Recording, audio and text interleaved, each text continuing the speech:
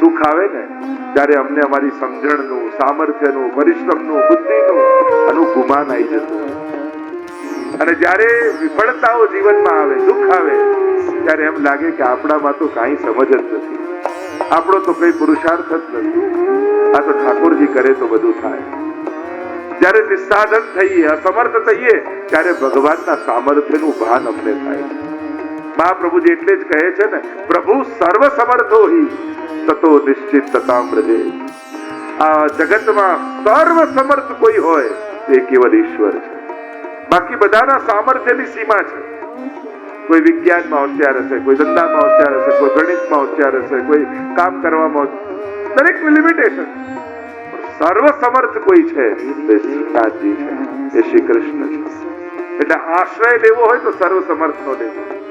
જેને તરતા આવડતું હોય ને એ જ બચાવી શકે.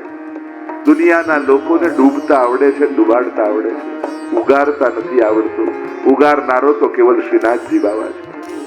અર્થ સકળ તેનો સીધો લીલામાં એ તાણી. શ્રીનાથજી જ એક ઉગારી શકનારા છે. કહ્યું દરેક સ્ત્રી એના લૌકિક બંધનોમાં બંધાયેલી હોય છે. પ્રભુ મારા સંસારના બધા સંબંધો કાપી નાખો, જેથી મારું કેવલ બ્રહ્મ સંબંધ રહી જાય. કુંતાજીએ સ્તુતિ કરી, પ્રભુ રોકાયા અને ફરી જવા માટે તૈયાર થયા. એટલામાં એક દૂત દોડતો દોડતો આવ્યો અને કહેવા લાગ્યું, મહારાજ આપે કોઈને વચન આપ્યું છે, એમને એમ ન જઈ શકો. યાદ આવ્યું કે ભીષ્મજીને વચન આપ્યું હતું, અંતિમ સમય એમને દર્શન આપવા આવીશ. રોકાઈ ગયા પરમાત્મા. બીજા દિવસે કુરુક્ષેત્ર પધાર્યા પ્રભુ. બાણ સૈયા ઉપર ભીષ્મજી સુતા છે. શ્વેત દાઢી, શ્વેત કેશ, આખું શરીર વિંધાયેલું છે, પણ ચહેરા પર જાણે કોઈ તપસ્વી મુનિ તપ કરી રહ્યો હોય એવી શાંતિ દેખાય છે.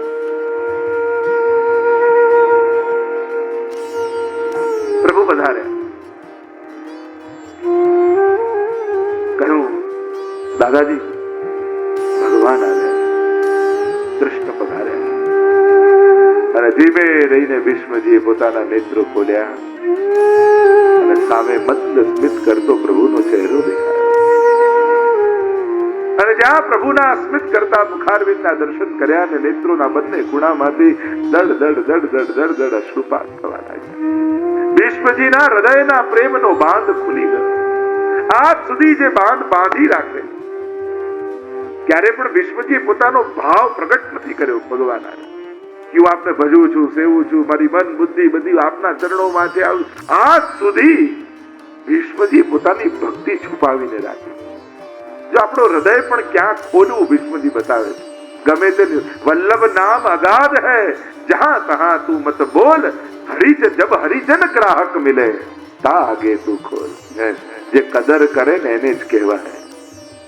જેને કદર ન હોય એની આગળ કહેવાય. જે તમારી લાગણીઓને સમજી ન શકતો હોય, સાચવી ન શકતો હોય, એની આગળ લાગણીઓ પ્રગટે ન કરતા. કારણ કે એ તો મજાક કરશે, એ તો મસ્કરી કરશે. ઘણાની આગળ દુઃખ કહો ને તો જતા જતા મનમાં એવું જ વિચારતા, આ જ લાગનું હતું, આ એમ કઈ નીકળી જાય. જોયું ને, થયું ને. હું તો પહેલેથી કહેતો જ છું, લોકો મજાક કરીને જાય. દુઃખને સમજનારા, સાચવનારા અને એમાં પણ દુઃખમાંથી કાઢનારા એ તો કોઈક જ હોય. આજ બાંધ ખુલ ગયા ભીષ્મજી કા હૃદય ખુલ. કારણ કે થયું કે હવે નહીં કહું તો ક્યારે કહીશ. પ્રભુ હું તમને પ્રેમ કરું છું, આનાથી રૂડો બીજો કયો અવસર મળવાનો. અને હવે અવસર બેર બેર નહીં આવે. દિલ ખોલવાની પણ તકો ઘડીએ ઘડીએ મળતી નથી. એવા સ્થાનો ને એવા વ્યક્તિઓ બહુ ઓછા હોય છે જેની આગળ ખુલી જવાની ઈચ્છા થાય, જેની આગળ બધું કહી દેવાની ઈચ્છા થાય, જ્યાં ખાલી થઈ જવાની ઈચ્છા થાય. એવા સ્થાનો બહુ ઓછા હોય. એવા મહાપુરુષો બહુ ઓછા મળતા હોય જેની આગળ એમ થઈ કે આપણા પાપ સ્વીકારી લઈએ, કહી દઈએ. કારણ કે બહુ છુપાવીને રાખે, અહીંયા સ્વીકારી લે, અહીંયા કહી દઉં અને કહીને ખાલી થઈ જીવનનો ભાર ખાલી કરી દઈએ. એવા આશ્રયો બહુ ઓછા છે દુનિયામાં.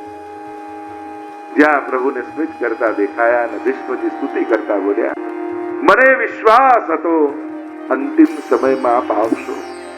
અને એટલા માટે જ આપના માટે એક ભેટ મેં છુપાવીને રાખી હતી.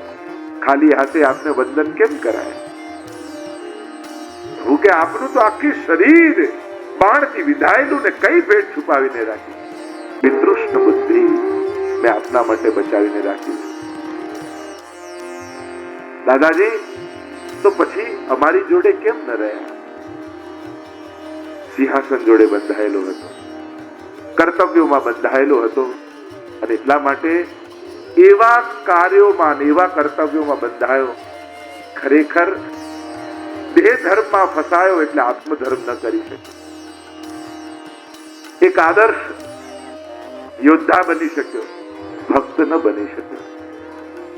હવે મોકો આવ્યો છે અને મેં તો સાંભળ્યું છે પ્રભુ, છેલ્લી ઘડીએ પણ કોઈ સ્વીકારી લે ને કે હું તારો છું, એ પણ પૂરતું હોય છે.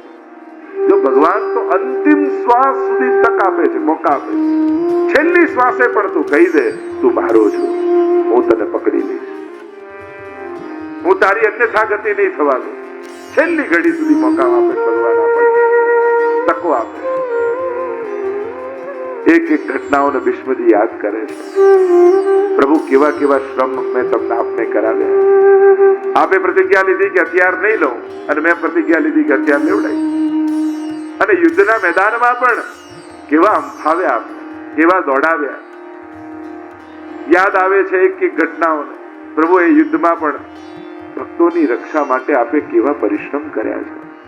આ અર્જુન માટે પોતે બાણ સયા આપે, રથની લગામ પકડીને રથને દોડાવતા આપ કેવો સુંદર ઉપદેશ આપે અર્જુનને આપ્યો. જ્યારે મેં એક પછી એક બાણ છોડ્યા અને ગાંડીવ હાથમાંથી છૂટ્યું, અર્જુનને પડેલો જોયો ને આપને આવ્યો ક્રોધ. એક ગુફામાંથી ભયંકર સિંહ કોઈ હાથીને મારવા માટે દોડે એમ ફલાંગો ભરતા ભરતા આપ મને મારવા માટે આવ્યા, પણ આપનો પીતાંબર પડી ગયો એટલે મારો વધ ન કર્યો. પ્રભુને પણ થયું કે એ સમય ભીષ્મજીને ગૌરવ, મનમાં અહંકાર થયો કે જો ભગવાનને હરાવ્યા ને હું જીત્યો.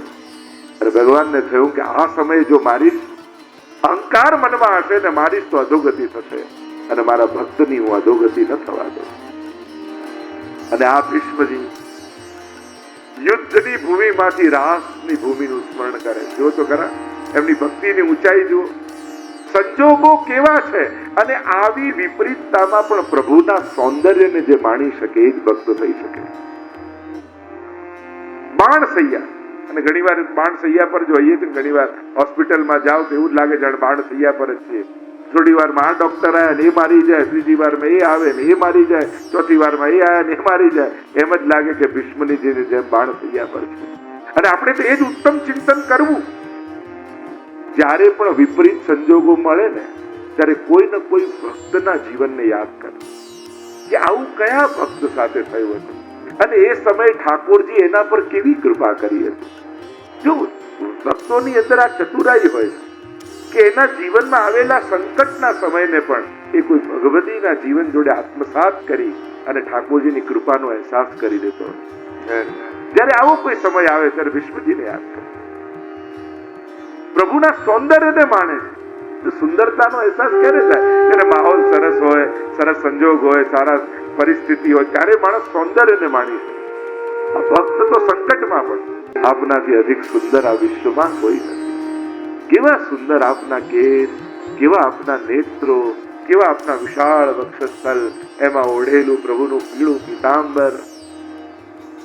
કેવા આવા સંકટમાં પણ શ્રીજીને, મને તો ઘણી વાર આ ધક્કા ખાતા શ્રીનાથજીના દર્શન કરતા હોય ત્યારે એ જ હવેલીઓમાં બહુ ભીડ હોય છતાંય આજે કેવા ઠાકોરજી સુંદર, આ પાછા આવીને કે આ ઠાકોરજી બહુ સુંદર લાગતા, ત્યારે મને ભીષ્મજીના બધા શ્લોકો યાદ આવે કે આવા સંકટમાં પણ શ્રીજીના સૌંદર્યને માણી લે ને એ વૈષ્ણવી સંસ્કાર જ છે.